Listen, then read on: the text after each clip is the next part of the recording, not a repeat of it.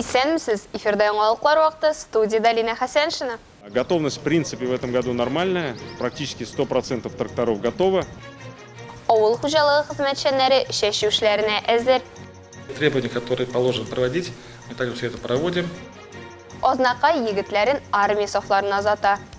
Мы недавно ездили в Уктябу, я там заняла первое место. От спорты мәктәбендә конкурс буенча ярышлар узды.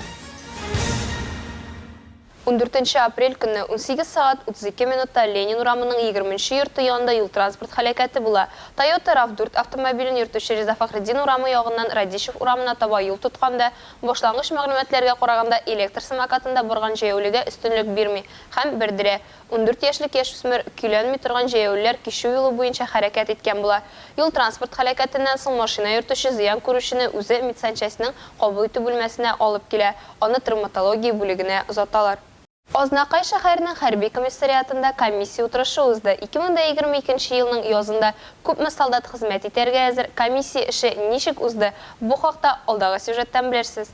Шакыру пунктына 20-гә якын егет килгән иде. Алар арасында Архипов Виталий. Хезмәт итәргә барыр өчен егет техникумда академия ялын алырга була. На втором курсе взял академку. Армияга барырга хезмәт итәргә телим. Әти-әниемнәр каршы түгел, минем белән ризалаштылар. 9 класстан соң Әлмәтнең политехнический техникумына укырга кердем. Специальность электрик. Укудан соң, укуны тәмамлагач, мин армияга хезмәт итәргә барырга телим. Служить готов. Хәрби хезмәткә китәргә әзер, әти-әниемнәр дә риза. Мин бер туган абыем белән бергәләп китәм. Ул миннән 1 яшькә олорак. Әйбәт кенә хезмәт итеп кайтырмын дип ышанам. Чакырылыш комиссиясы составында хәрби комиссариат, мәгариф идарәсе, хукук саклау органнары, сәламәтлек саклау органнары вәкилләре һәм башкарма комитет җитәкчесе Айдар Шәмсетдинов та бар иде. Традицион рәвештә Россия президенты указы нигезендә, оборона министрлыгы буйрыгы нигезендә язгы комиссия үз эшен башлап җибәрә. Чакырылыш комиссиясына кадәр егетләр медицина тикшерелүе үтәләр. Шуннан соң гына хәрби хезмәткә әзерлек башлана. Өстәмә каралу кирәк булганда, егетләр башка дәвалану үзәкләрендә тулы тикшерелү узалар. Хезмәт итү шартлары шулай ук үзгәрмәде. Теләүчеләр өчен контракт нигезендә альтернатив хезмәт итү мөмкинлеге дә бар. Бу хакта тулырак мәгълүматны район комиссариатында алырга була. Те требования, которые положено проводить, мы также все это проводим. Хезмәткә алынганда гаилә хәле дә исәпкә алына. Уку йортын кайчан тәмамлауга, сәламәтлеккә карап кичектерүләр дә каралган. Россия армиясында хезмәт итүче егетләр кайнар нокталарга җибәрелми. Төрле юнәлеш буенча һөнәр алып чыккан белгечләрнең үз һөнәре буенча хезмәт итү мөмкинлеге бар. Егетләрнең кәефе күтәренке, хезмәт итәргә теләкләре бар. Барысы да яхшы булыр.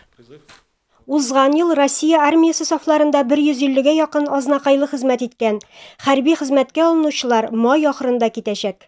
Илмира Шәрифуллина, Рөстәм Акбаров, яңалыклар вакыты, Луч, Әлмәт телекомпаниясе. Яз тулы хөкеменә керде. Димәк, чәчү эшләре башланырга да санаулы көннәр калып бара. Әлмәт районы авыл хуҗалыгы хезмәтчәннәре бу җаваплы чорга әзер. Чираттагы эш сезоны башланыр алдыннан алар гадәттәгечә очрашып булган мәсьәләләрне уртага салып сөйләште. Бу юлы агросәнәгать белгечләре кишүчәт хуҗалыгына җыелды. Эшлекле очрашу район башлыгы Тимур Нагуманов катнашында узды. Иң башта башкарылган эшләр һәм куелган бурычлар хакында районның авыл хуҗалыгы һәм азык-төлек идарәсе начальнигы Фәрит Шарафиев сөйләде. Бүген хуҗалыкларда 365 тракторның барысы да диярлек ремонтланган. Алар белән бер рәттән чәчүлек һәм эшкәртү агрегатлары да әзер. В обязательном порядке еще раз повторно просмотреть все регулировки, чтобы семя ложили в одну глубину, так называемое семенное ложе. Поэтому попрошу повторно пройтись самим лично руководителем, специалистом, проверить каждый агрегат. Сүз уңайыннан кишүчәт базасындагы техниканың әзерлеген семинарда катнашучылар үз күзләре белән күрде. Шуңа өстәп ындыр табагындагы агулау машиналары да күрсәтелде. Аттан ат, беттән бет туа ди халык. Шуны исәптә тотып, орлыкларны дөрес сайлауына түгел, әзерләү дә мөһим. Бу хакта үз чыгышында Россельхозцентр дәүләт учреждениесенең Татарстан Республикасы буенча Әлмәт районы бүлеге башлыгы Айгөл Сираҗетдинова ассызлады. Биологик актив өстәмәләр белән байыту, зарарсызландыру, орлыкларның яхшы тишелешен генә тәэмин итеп калмый, булачак уңышны арттыруга да этәргеч булачагына басым ясады ул. Моннан тыш аерым игътибар гадәттәгечә куркынычсыз техникасына бирелде. Барлык тракторлар һәм башка авыл хуҗалыгы техникасында дорыхана тартмасы да, ут сөндерү җайланмалары да, башка саклау чаралары да булырга тиеш. Моннан тыш очрашу барышында янгын куркынычсызлык кагыйдәләре үтәлеше дә кузгатылды. Готовность в принципе в этом году нормальная, практически 100% тракторов готово, за исключением какого-то мелкого текущего ремонта. механизаторами укомплектовано, семена тоже есть, удобрения к хозяйству заводят. И я думаю, что главная задача, конечно, в короткие сроки с соблюдением качества провести работу. Тимур Нагуманов очрашуда катнашучылар алдында язга кыр эшләрен сыйфатлы һәм вакытында башкарып чыгу бурычын куйды. Ул районда эшкәртелмәгән җирләр калмаска тиеш дип кисәтте. Радифа Нагуманова, Рафаэль Сайфин, яңалыклар вакыты, Луч, Әлмәт телекомпаниясе. Ауыр тормыш ситуациясына элеккән кешеләргә ярдәм бик мөһим. Әлмәтнең янгынга каршы хезмәте дә гуманитар ярдәм җыю акциясына битараф калмаган. Татарстанның көньяк-көнчыгышында урнашкан 14 янгын ярдәм частьтә Донецк һәм Луганск халык республикалары өчен гуманитар ярдәм җыюны игълан итә. Алар чын йөрәктән азык-төлек беренче кирәк-ярак, шәхси гигиена чаралары, әдәбият, уку әсбаплары һәм башкаларны җыеп акцияга кушыла. Калабызның ат спорты мәктәбендә конкурс буенча осталыкта Әлмәт, Актүбә һәм Түбән Кама спортчылары ярышты.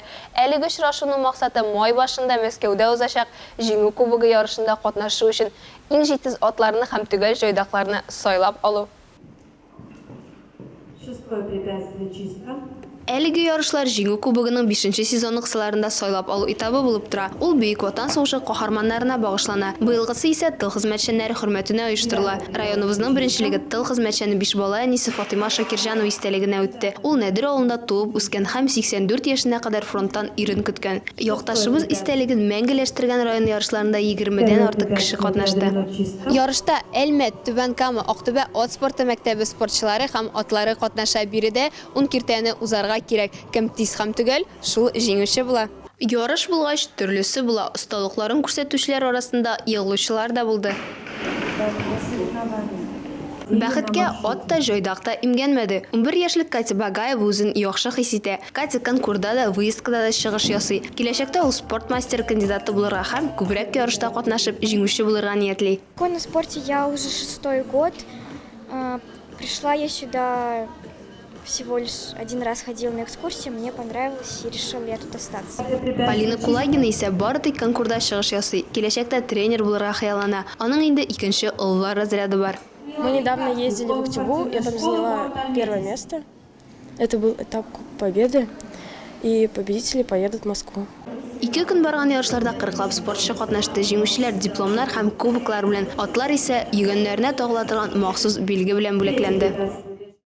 Әлмәттә рәсми төстә Йөзү федерациясе оешуга 5 ел тулды. Шул уңайдан калабызда ел башыннан төрле ярышлар уздырыла. Шуның чираттагысы балалар һәм үсмерләр иҗаты үзәгендә булды. Биредә 200 кеше 25 метр дистанцияны узуда ярышты. Эстафета башлангыч сыйныф укучылары арасында 11-15 апрельдә барган йөзү атнасының финал ноктасы булды. Спорт бәйрәменең мактаулы кунаклары катнашучыларны сәламләгәннән соң палитра плавание рәсемнәр конкурсының җиңүчеләрен бүләкләде. Апрельнең 1-2 атнасы дәвамында барган калабызның Йөзү федерациясенең 5 еллыгына багышланган әлеге иҗат бәйгесендә 4 яшьтән 18 яшькәчә 188 кеше катнашкан. Аларны 4 яшь төркемендә бүләкләделәр. Шуннан соң эстафетага старт бирелде. Иң кечкенә балалар арасында узган ярышларда 200 кеше 25 метр йөзеп, уртак 5 километр дистанцияны тутырды. Эстафетада калабызның башлангыч сыйныфларында укучы иң яхшы йөзүчеләр катнаша. Алар 4-нче, 25-нче, 26-нче мәктәп, менеджер мәктәбен, Татар гимназиясын, Дельфин балалар һәм яшьләр иҗаты үзәген һәм мирасны тәкъдим итә. Катнашучылар арасында көздән генә йөзү белән шөгыльләнүчеләр дә бар. Мне тренер попался самый лучший. В первый день я волновался, что у меня ничего не получится. Миңа иң яхшы тренер туры килде. Беренче көнне мин кайгырган идем, берни дә килеп чыкмас дип. Беренче дәрес узу белән минем бар да килеп чыгасын аңладым. Я докажу, что я могу все. Әлмәтнең Йөзү федерациясе 5 елдан 10 чакрымлы эстафета уздырырга тели һәм һәр 5 ел саен аны 5 километрга арттырырга планлаштыра. Публичному акционерному обществу «Татнефть» и ее руководству. Татнефть компаниясына зур рәхмәтне җиткерәсе килә. Алар матди яклап та, рухи яктан да безгә ярдәм итәләр. Алардан башка мондый нәтиҗәләребез булмас иде. Наверное, не было бы таких результатов.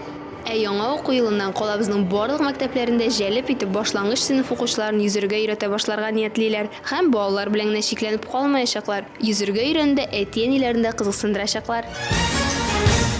Бу сезгә җиткерәсе соңгы мәгълүматыбыз иде. Миллина Хәсәншин һәм монтаж операторы Алия Бәйрамалова сезнең белән сау булашабыз. Исән-имин булыйк.